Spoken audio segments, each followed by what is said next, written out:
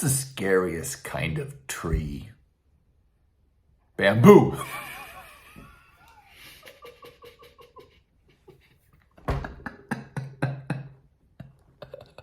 Kids today are soft. They're spoon-fed everything. They can't do anything for themselves. They're born in bubble wrap. They're too sensitive. We wouldn't be the first generation to say this about the generations below them, though it might just be a little bit more true this time. Who am I to say? Well, regardless, as a dad, one of your main jobs is to help your kids become capable and resilient, right? So that they can grow up strong and live the lives that they want to live, that they choose for themselves. You know, it tends to be dad. Dad tends to be the parent who's more okay with scrapes and bruises, right? Who sees them as lessons rather than mistakes or accidents or problems to be solved. And so, like, I don't want to say that, you know, you should keep your kids safe all the time, right? Safety can be disempowering, right, if it's taken to the extreme. But this is physical safety we're talking about here. The kind of safety that you should be worried about underdoing as a father, as a dad, is psychological safety. Psychological safety. Now, psychological safety is a very widely studied, extensively studied element in team performance, in organizational health, these sorts of things. Because people basically need to feel psychologically safe in order to be worried about learning, in order to be worried about performing well and growing, right? People on a team need to feel psychologically safe to bring the best that they have to the team, to really engage fully. When you don't feel psychologically safe, you have the same reaction as when you don't feel physically safe. There's a flight or fight reaction, right? And psychologically, that doesn't help really, right? Psychological flight looks like, not contributing, looks like disengaging. And then your valuable viewpoint isn't added to the pool of shared meaning from which everyone needs to draw.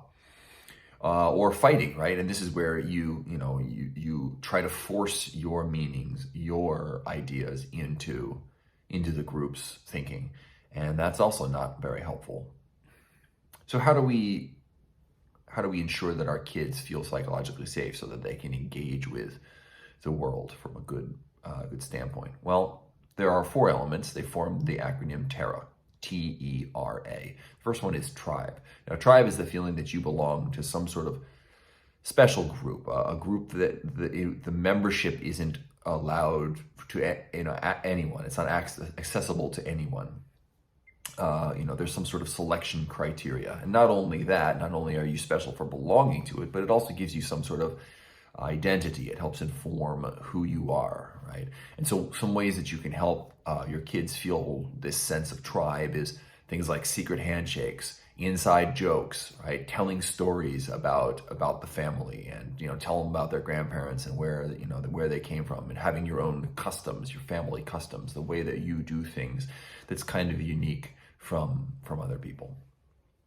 The second element is E, expectation. Expectation. Now, this is the feeling that the world is reliable, right? That it's predictable, that you can take some action and have some sense of what the outcome will be.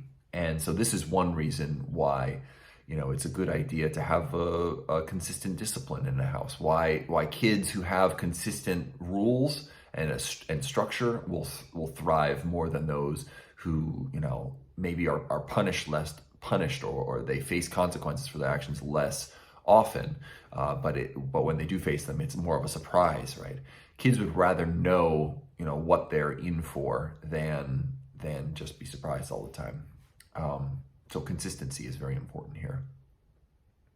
R in Terra is for rank, right? And so this is sort of where you fit into the group, into the team, into the tribe or the family. Having a role, being a valued member, feeling as though you're contributing something. Usually, the higher your rank is, the more psychologically safe you will feel, though it depends on the group. But the more important element here, and certainly more important in the case of kids, is that they feel that they're contributing something, right? That they're valuable. And so giving them jobs to do that actually help people, getting their input on things, okay? Letting them know how decisions are made, right? In the case of it, whatever decision, how is the decision going to be made?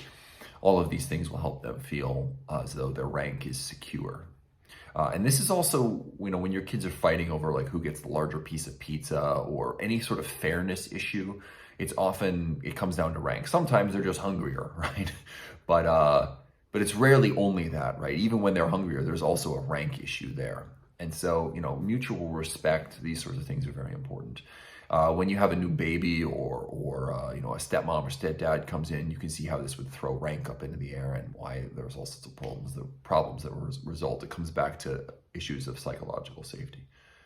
And then the A in Terra stands for autonomy, which is, some sense of freedom, some sense of having control over your existence, your life. The more influence you have over your environment and choices you can make, the more autonomy you're going to feel. And so, you want to let kids do the things that they can do. Don't do something for somebody, or else you're actually doing them a disservice. You're not helping them. You're removing their opportunity to become a more capable individual, organism, human being, right? So let them do the things that they can do for themselves. Let them make the decisions that it's safe for them to make. Of course, family life is chaotic. There's a churn there, and sometimes you need to jump in and do something quickly, right? But whenever possible, you want them to feel that sense of autonomy. And so these are the four elements: tribe, expectation, rank, and autonomy. So if your kids seem like they're disengaged, or they're not developing resilience, they're not willing to engage with the world, right? It might be because they don't feel like they have the kind of psychological safety of a home base with their family that comes from effectively addressing these four elements. And also consider these in relationship to your partner if you have one, right? If you're having trouble having constructive discussions, these sorts of things, we'll ask which of these elements is being underserved or not addressed effectively.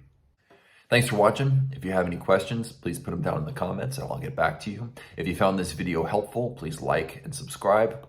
And remember, you're already someone's hero. Now you get to earn it. So, go be super.